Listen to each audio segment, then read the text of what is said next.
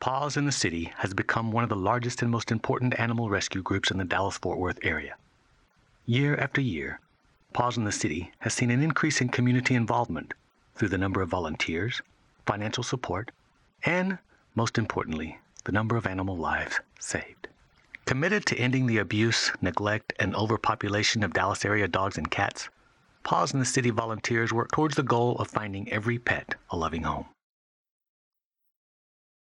Whether surrendered or born as a stray, many animals find themselves here at the Dallas Municipal Animal Shelter. The animals that are out in the field are either impounded because they're running loose, or someone just doesn't want the animal anymore, and so they turn it into us. And we're seeing more of that, especially out in the field, because of the economy right now.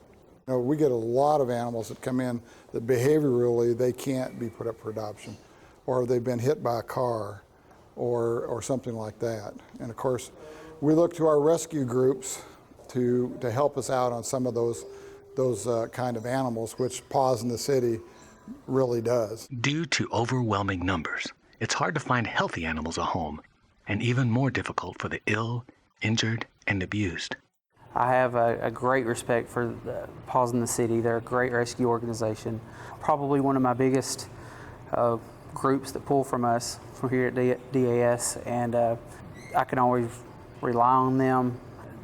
They're not going to let them be euthanized, and they will do whatever it takes to make sure that doesn't happen. For animals that are too ill, but that can survive with treatment, the Paws in the City foster program gives them more time for adoption. We're an all-volunteer group, and this is our passion. And what makes us so special is every dime that is donated goes to the dogs or cats. Paws in the City's biggest expense is medical. Since we do treat everything from heartworm, and we also obviously spay and neuter our dogs and cats as well. The public can help our organization by either volunteering, donating, or fostering a dog or cat. That's the most important thing we can do, because every dog that we can get out of Dallas Animal Services is another dog that we can save. Tammy, along with her husband Jim, is a dedicated Paws foster volunteer in charge of coordinating foster families and adoption events. Without volunteers like them, there would be no hope and no second chance for pets like Cagney and Lacey. Two loving German shepherds at the Dallas Animal Shelter were set to be euthanized due to heartworms. Paws rescued them, and then it became clear that they had more medical issues. Both were diagnosed with pneumonia, and Lacey's advanced case landed her at a specialist. At that point, the cost of treatment was in the thousands. In situations like this, where an animal in Paws care needs extreme help, they take action to obtain additional funds donated specifically for that animal's situation. Cagney and Lacey were both adopted separately, and Cagney is now being trained to be a medical alert dog to assist her new human companion of impending seizures. Like Cagney and Lacey, all Paws animals come with their own unique journey. Paws rescued all these mama dogs and their puppies who were to be euthanized by the city shelter because no other rescue group wanted to save them. Young puppies and kittens tend to get sick at a city shelter with no immune system in place, but for Cinnamon and her puppies, an anonymous donor funded their medical treatment and boarding. And through email pleas for donations, Paws raised money to pay vet expenses for the others. Rose, a pregnant mother, was left at the Dallas Animal Shelter and went into labor one day after Paws rescued her. She had complications and was rushed to the emergency vet for a C-section. Sadly, Rose came down with an upper respiratory infection and passed it on to her kittens. 2 of the kittens survived, thanks to Paws' efforts to treat them. They've been healthy. The last 2 or 3 weeks have made a huge difference. Rose is a remarkable mother and has done a great job, as well as the foster. The CAT program has recently expanded. In the last 8 to 10 months, we've been able to pull quite a significant number from the city shelter and place them directly into foster homes. The city of Dallas has many beautiful social kitties that unfortunately don't make adoption due to the overwhelming numbers, and Paws in the City comes in and rescues them due to medical issues that are treatable, and would otherwise they would be euthanized. These kitties would not be here without the foster people. Every day, Paws volunteers witness firsthand the tragic consequences of pet overpopulation. But it is the rewarding moments when a foster pet finds a forever home that makes it all worthwhile. Well, we rely on our foster families. We really need foster families for these guys. Every new foster we get is a life that we get to save. When we don't have enough fosters, we do rely on our boarding facilities. We've got 7 throughout the Metroplex that will give us either free or reduced spots, and we rely on them to help us as well.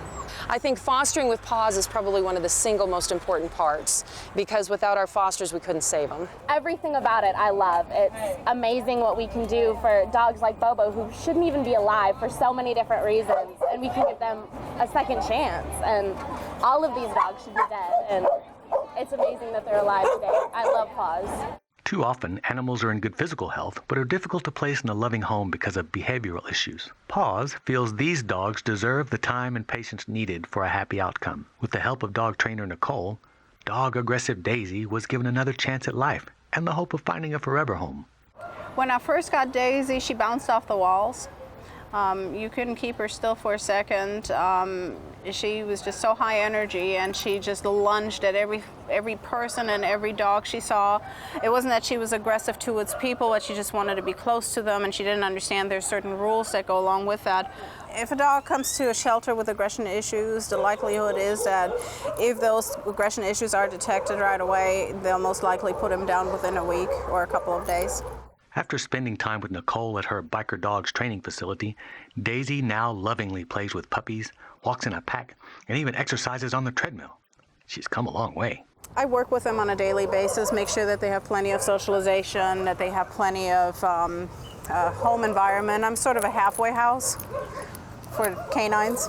We usually try to transition the dog from the halfway house into the new home so that the new owner knows exactly what the key concepts are that they need to uphold, how to keep the dog in line, how to make sure that the parameters, the boundaries are set properly, and not to counteract what the dog has been so heavily working on. And that way the return rate is a lot lower. Like Daisy, there are so many other incredible stories of rescue, treatment, and adoption. Bobo was rescued by Paws and treated for a severe case of distemper, heartworm, and mange. Bo adopted us. Yeah. Yeah, it had nothing to do with her, you know. I didn't do anything, trust me. Bo is part of the pack. Every night he has to cuddle with somebody. He is a complete lap dog. Carly, a lab puppy left at the city shelter, had a badly mangled leg that needed to be amputated. Paws stepped in and provided her with the necessary medical care. She now lives with a family and is doing great. Homer the kitten was blinded from an eye injury and needed surgery, which Paws provided. And special stories like Grace, a stray found exhausted and disfigured. Grace had been doused with either boiling water or acid. Her picture and story were posted on Facebook, and within minutes, donations from $10 to hundreds of dollars poured in, some from as far away as South Dakota. Despite her disfigurement, she was adopted at her first adoption event.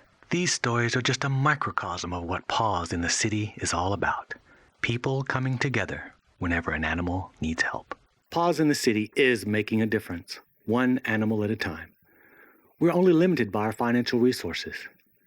100% of your donations goes directly to help dogs and cats, whether it's for medical treatment, to board a dog when a foster home cannot be found, to train a dog to make him more adoptable, to pay for heartworm treatment, or to spay and neuter, which is key to ending our community's pet overpopulation problem.